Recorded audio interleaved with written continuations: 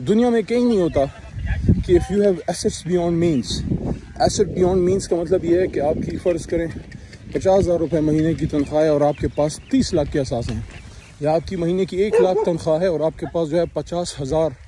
किस्म के ऐसे असासे हैं जो you can't explain. So the point is कि उसका हाउ विल इट बी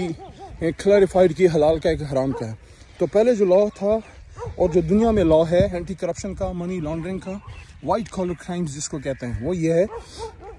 कि अगर मेरे पास फॉर एग्ज़ाम्पल 50 करोड़ का कोई असासा है तो सरकार ने सिर्फ ये साबित करना होता है कि ये मेरे नाम का है या मैं उसको ओन करता हूँ या मैं उधर रहता हूँ, मैं मेरे पास उसकी ओनरशिप है, कोई लिंक है मेरे पास, मेरे से जुड़ती है वो प्रॉपर्टी। उसके बाद बर्डन ऑफ प्रूफ रिवर्स हो जाता है। सरकार ने सिर्फ ये साबित करना है कि उस असासे का मेरे से ताल्लुक़ है, मेरा है या मैं उधर रहता हूँ या जो भी। उसके बाद मैंने साबित करना है, बर्डन ऑफ प्रूफ शिफ्ट हो जाता है फिर उस शख्स की तरफ। वो साबित करेगा कि उसने वाइट मनी से और उसने हलाल की कमाई से उसको जो है वो ख़रीदा था। अब इन्होंने उसको रिवर्स कर दिया है कि फ़र्ज़ करें किसी शख्स के पास 50,000 किस्म के प्रॉपर्टीज़ हैं, वो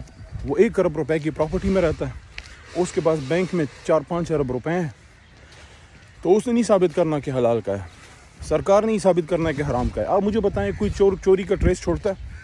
यानी कि एक शख्स से आप ये पूछें कि रसीदें दिखाओ तो उसको तो मुसीबत पड़ेगी, रसीदें दिखानी पड़ेंगी।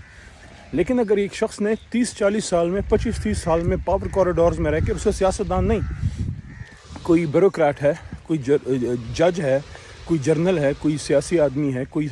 दूसरा आदमी है जो सरकारी ओहदे पर रहा है, कोई FIA में रहा है, कोई नैब में रहा है, कोई और सरकारी इदारे में रहा है, और 25-30 साल में उसने थोड़ा थोड़ा करके सही खांचा मारा है और उसके पास आज अरबों रुपए के असासे हैं, उसने नहीं साबित करना कि हलाल के हैं, सरकार ने साबित करना है, इसने साबित करना है कि हराम के हैं। ये आप मुझे बताएं, ये दिन दहाड़े डाका नहीं है, ये इंसाफ के निज़ाम के साथ मजाक नहीं है। मुझे बड़ा इस पर दुख भी है, सियासी लिहाज से तो मैं इस पर बात कर ही रहा हूँ एज अ वकील और as a Pakistani, because as a lawyer who joined law by conviction, by leaving his engineering, everything, ये मजाक नहीं होता। जितने प्रोफेशनल लोग मुझे सुन रहे हैं, they would understand। एक यंग आदमी जिसने मेहनत करके इंजीनियरिंग या कोई भी फील्ड की और उसके बाद उसकी शादी भी हो गई, फिर आपके बच्चे भी होते हैं, then you take a major decision, it's a major career switch, career shift, where आपके घर की तरफ से आप रिस्पॉन्सिबिलिटी होती है कमाने की और घर को चलाने की, और आप जनाब आपके जहन में ये सौदा समा जाता है कि भाई नहीं, मैंने मुल्क ठीक करना है और उसके लिए मैंने फ़लाना काम करना है, या सियासत करनी है, या मैंने कोई इलेक्शन लड़ना है, मैंने कोई वकालत करनी है, मैंने CSS करना है। ये भी मेरे जहन में एक टाइम पे था कि यार CSS करके मुल्क को ठीक करते हैं। बहरहाल at the end of the day मैं ये कहना चाहता हूँ कि दिल जो है दुखी कर दिया है कि सिर्फ ये लोग तो नहीं है ना, और भी लोग हैं जो वॉच डॉग्स हैं। एक तो एज हर वकील ऑफिसर ऑफ द कोर्ट होता है, as an officer of the court या as a lawyer, as a high court lawyer, क्योंकि मेरे पास सुप्रीम कोर्ट का तो अभी लाइसेंस नहीं है, लेकिन मैं बहुत ही मुतबाना और respectfully I would submit before the supreme court of Pakistan, जिसकी तरफ सब लोग देखते हैं, मेरे जैसा वकील भी देखता है, मेरे जैसा पाकिस्तानी भी देखता है, कि प्लीज़ आप इसका ज़रूर नोटिस लीजिएगा सो मोटो, कि अगर इस तरह से होता है